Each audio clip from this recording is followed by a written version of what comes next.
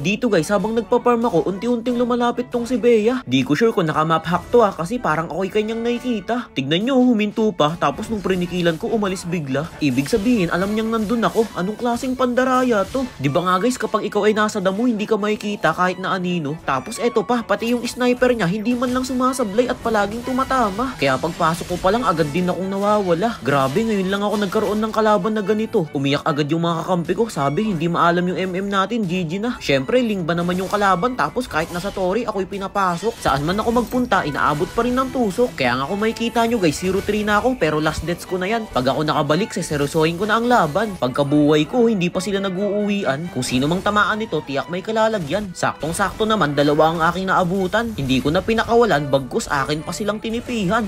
Baka check yun. Tsamba, eka pa nung saber namin, pero mamaya bilib na bilib sa akin. Nagtutortel na nga pala yung mga kalaban namin dito. Parang ako pa nga yung kore kasi ako'y nasa unahan. Nainis ako kaya sabi ko bahala na nga kayo dyan. Sa digmaan sila ay aking iniwan. Tama lang ba yung ginawa kong yun guys? Kasi low HP na rin ako Kaya mas pinili ko na lang hindi tumulong at mag-recall pa uwi. Ngunit mamamangha kayo sa aking gagawin. Yung pagong kasi ay kanilang tinutuloy pa rin. Pinatalon ko na si Cupra at boom, nasungkit namin yung isa. Nag-focus lang ako dito sa turtle baka sakaling aking makuha. Paglapit sa akin ni Gyusion, tinulak ko siya para hindi maset ni Cupra. Nang dahil doon wala kaming napala. Umatras na lang kami at pinamigay ko sa kanila. After nun, lumipat ako sa botline at nagtagpo ang landas namin ni Freya. Wala siyang kaalam-alam na pinagmamasdan ko na pala siya. Partida guys, level 9 lang ako, siya ay 11 na. Umatras lang ako ng bahagya, isasandal ko sana sa bato. Kaso nga lang, nangyaelam itong si Cho. Akala niya yata guys, maaagaw niya. Ngunit yung kill sa akin pa rin napunta. KKS ka pa ha. Bali magre-respawn na nga pala yung Lord dito guys, kaya inabangan ko na yung link nila. Sa retry kasi ng core namin ay wala akong tiwala. Di ba nga guys, kinakawawa ko nito kanina. Pero tignan nyo naman ngayon, hindi niya na ako makaya-kaya. Tignan nyo, sinaglit ko lang siya. Balak ko pa kang rumespo dito sa mid, kaso nga lang tinamaan si Hylos. Walang makumakunat sa akin, basta ang sibat ay tumatagos. Nagawa niya pa ngang mag-vengeance pero hindi ko pa rin siya inatrasan. Subalit pinalayo ko na lang, nakakaawa naman. Niyaya ko na lang mag-lord ang aking mga kakampi, kaya agad naming inumpisahan. Tignan nyo dito guys yung gagawin ng mga kalaban. Wala na nga silang pang retry, balak pang makipag-agawan. Kaya kung makikita nyo, dito ako banda pumesto. Ang sino mang lumabas ay sasalubungin ko. Kita nyo naman yan guys, halos ako na yung sumasalo ng mga skills ng kalaban namin. Wag lang maagaw yung lord sa amin. Kamuntikan pa nga buti na isandal ko sa bato yung MM nila. Kaya ang resulta ng aking ginawa, si Hylos lang ang natira. Syempre wala na tong magagawa kundi tanggapin na lang kung anong magiging kapalaran niya. Wala akong pinalampas guys, ultimo yung red blap ni Ling aking kinuha. Ang damot nga guys kasi parang ayaw niya ibigay. Nakuha ko pa rin naman tapos kinain pa siya ng kamalasan. Kaso sa kills muli na naman ako nakiisan. Pero ayos lang, sa recall ay akin namang nabawian. Nakakatawa nga guys kasi parang gustong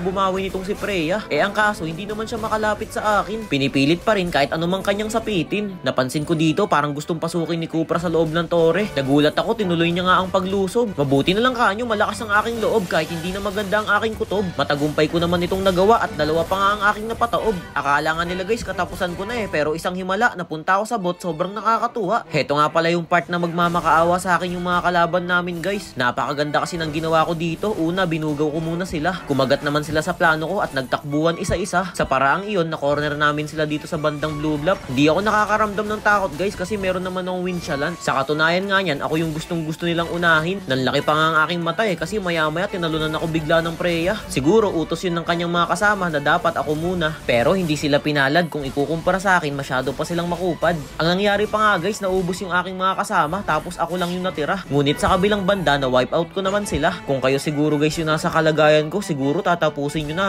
Pues ako hindi pa. Gusto ko pa silang tanungin kung i-end ko na ba. Kapag ayaw nila, edi tower lock ko na talaga. Ganyan ako kabait guys kapag nakalaban nyo ako sa rank game. Palagi ako nagbibigay ng isang tsansa para sa inyo. Ang tagal pa nga nilang sumagot guys kaya inulit ko. Gusto ko sana guys yung sasabihin nila ng please, ganun ba? Tas ayun guys, sa wakas sabi nila maya na daw idol. Ayun basahin nyo, sabi nila wag muna please, wag muna. Kaya sabi ko ge.